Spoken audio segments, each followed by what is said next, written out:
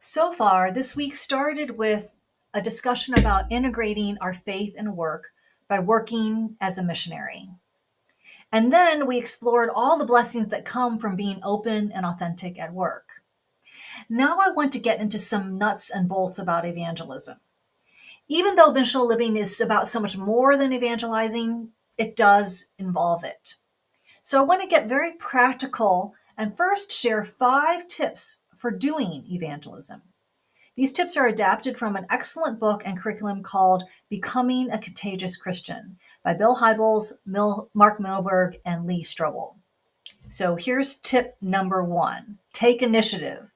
Too often we wait for others to initiate topics of conversation. We should be willing to take the lead. And as one of my former pastors used to advise, don't do too many barbecues. What he meant by that is we shouldn't interact with someone too many times, like inviting them to backyard barbecues, before initiating a spiritual conversation.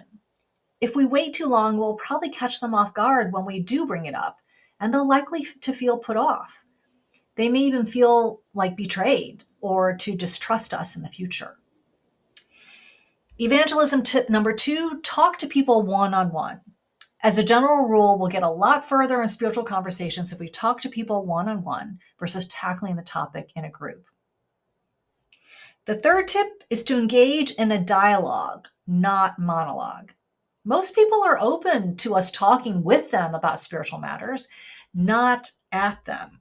So we should make sure we listen as much as or even more than we talk.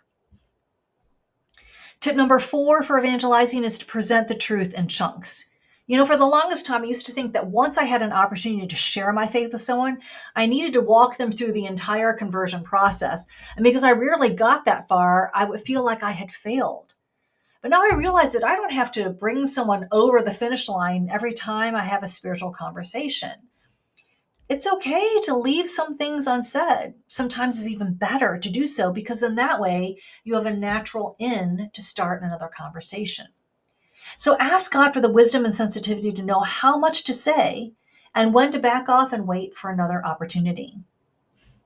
And the last tip is to make the most of split-second opportunities.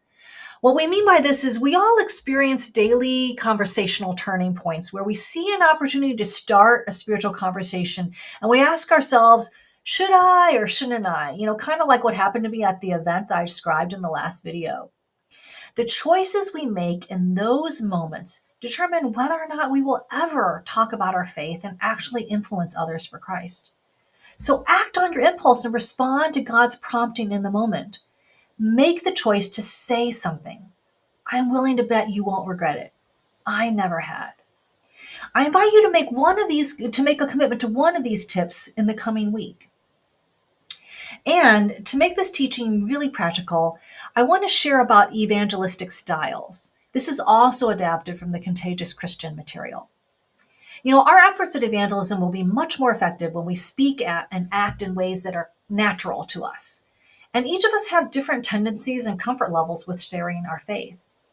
So as part of the program this week, you'll be doing an assessment designed to help you understand your personal strengths and areas for development with respect to evangelizing.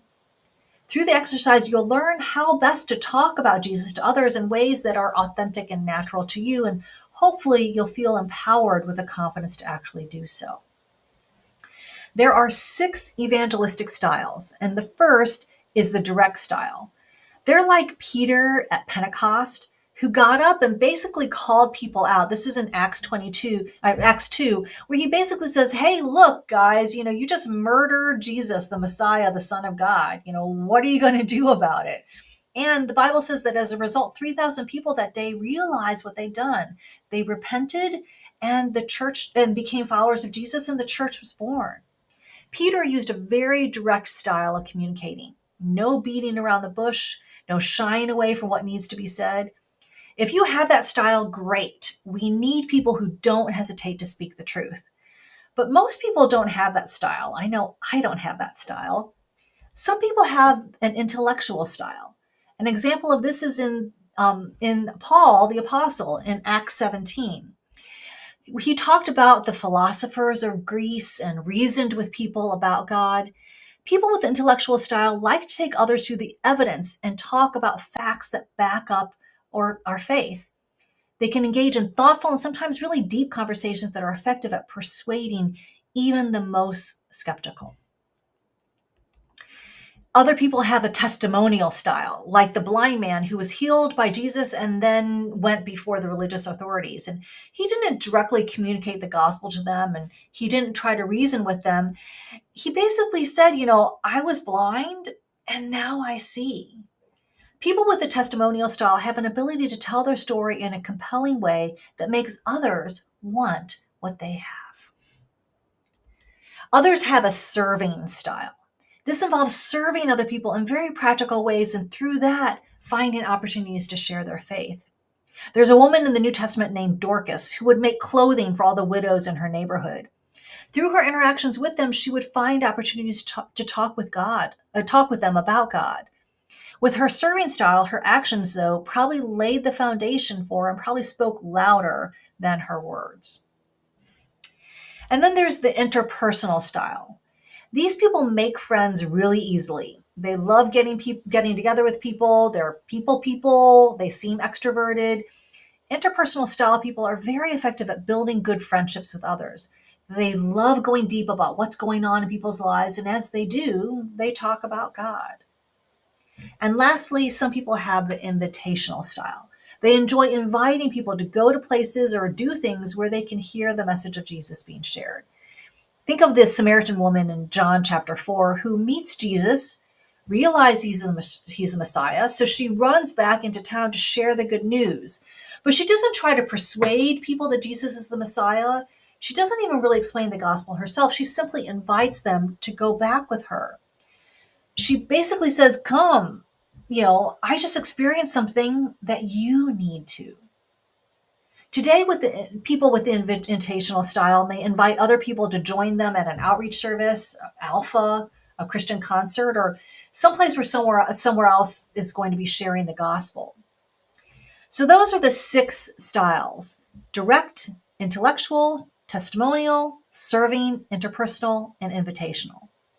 Now, before you take the evangelistic styles assessment, please keep in mind that many of you may gravitate toward the interpersonal style, the style that is characterized by kind of relational warmth and tends to be very conversational.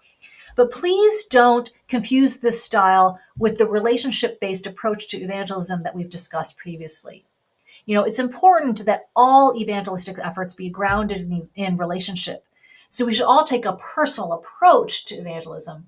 But that's different from the interpersonal evangelistic style, which describes the types of conversations you have and the actions you take with someone.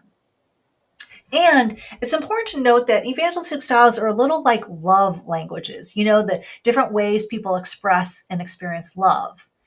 That means that different people respond best to different styles. So the evangelistic styles are helpful to understanding ourselves as well as understanding the people we are interacting with. And just because you gravitate toward a particular style doesn't mean that it will be effective with all people. So you might not want to use only one style all the time. And if you can become comfortable enough with different styles, you can adjust your approach and appeal to the style of the person you're talking to, so then you connect more easily with them. So be open to trying on different styles in addition to your primary one to see if you might be able to use multiple styles depending on the situation. The bottom line is that we don't all have to share Jesus in the same way. We can do it in a way that suits how God wired each of us so that it comes naturally, and therefore we can be confident and effective. All right, that wraps up the videos on the topic of evangelism.